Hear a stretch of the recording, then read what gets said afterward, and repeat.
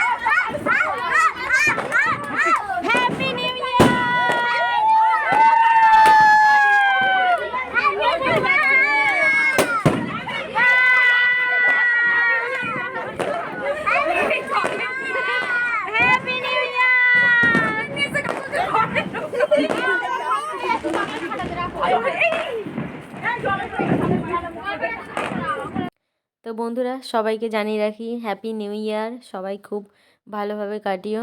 নতুন বছরের অনেক অনেক স্বাগত জানাই তোমাদের। আর আমরা হচ্ছে সেলিব্রেশন করে নিয়ে আর তারপরে বসে পড়েছি। এই যে দেখো আমাদের ছোটোখাটো একটা মেয়েদের পিকনিক।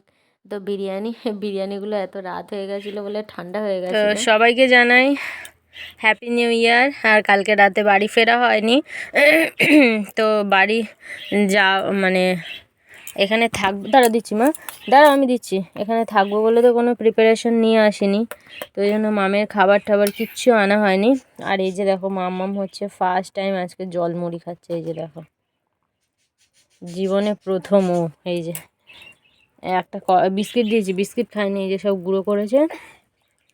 আর এই যে জলমুড়ি, অল্প একটু চিনি দিয়েছি যাতে ওর খেতে ভালো লাগে। এই যে প্রথমবার আমার পাগলি ঝলমুড়ি খাচ্ছে মামার বাড়িতে এসে, ভাবো তোমরা। তো সবাই কে বলি যে সবাই খুব আজকের দিনটাকে 2023-এ যা হয়েছে হয়েছে, সবাই 2023-কে ভুলে গিয়ে 2024-কে সবাই আপন করে নিও। তো এইটুকুনি বলার। আর সবাই খুব ভালো থেকো, সুস্থ থেকো।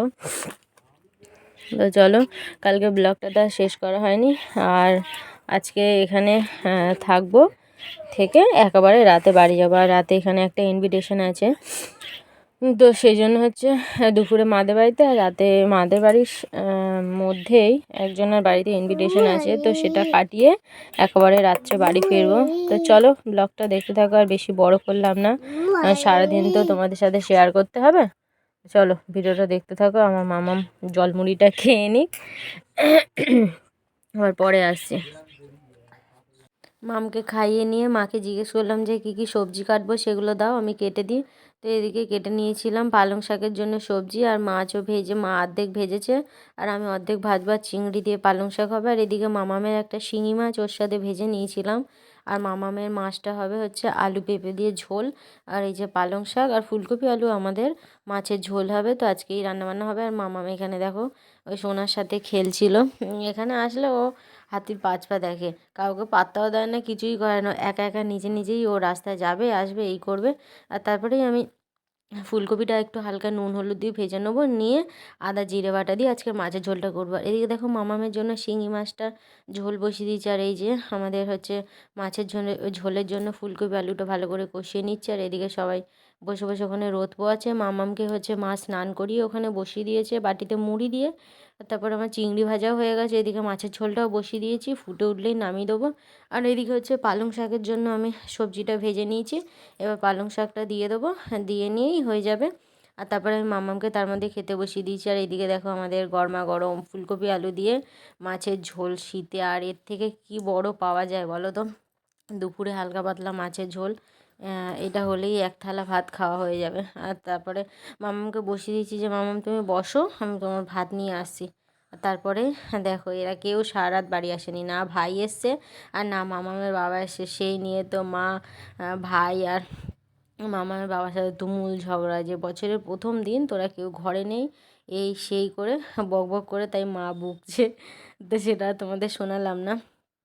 তো এই যে দেখো ভাই বলছে ছাড়ো তো, বছরের প্রথম দিন আমার সাথে ঝগড়া করো না, এসব বলছে। আর মামামের এই যে ভাত, শিং মাছ দিয়ে পেঁপে আলু দিয়ে হালকা পাতলা মাছের ঝোল। আর তারপরে মামামের বাবাকে আমি কি বললাম তোমরা শুনে নাও। সারা বছর বাইরে, সারা রাত বাইরে কাটিয়ে আসলে, তাই তো? একবারে মেয়েকে আর আমাকে হ্যাপি নিউ ইয়ার বললেন? হ্যাঁ বলেছো, কবে বলেছো? এবারে মনে পড়ে না বউ বাচ্চার কথা, না? আর এদিকে দেখো রাতের জন্য হচ্ছে বাবাকে টাকা দিয়ে দিয়েছিল, তো বাবা মাংস, তারপরে পেঁয়াজ আলু আদা রসুন যা যা সবজি ফবজি লাগে সব নিয়ে এসেছিলো, কারণ রাতে খাওয়া দাওয়া হবে। তো যে উদ্দেশ্যে খাওয়া দাওয়া হবে সেটা হলো, আজকে হচ্ছে মাদের বাড়ির সামনে একটা দাদা থাকে, ওই দাদাটার মেয়ে হয়েছে, তো দাদাটাই সবাইকে আজকে খাওয়াবে মাংস ভাত। আর তারপরে মাংস ভাত শুধু বলে সবাই মিলে আবার এক্সট্রা টাকা দিয়ে তারপরে হচ্ছে বললো শুধু মাংস ভাত হবে, তো ওই জন্য সবাই 20 টাকা করে দিয়ে আবার হচ্ছে ডাল আর আলু ভাজা আর পাঁপড় ভাজার প্ল্যান হয়েছিল। আর এদিকে দেখো মিষ্টিও চলে এসছে। আর মা হচ্ছে রান্নি যারা তাদের জন্য চা করছিল।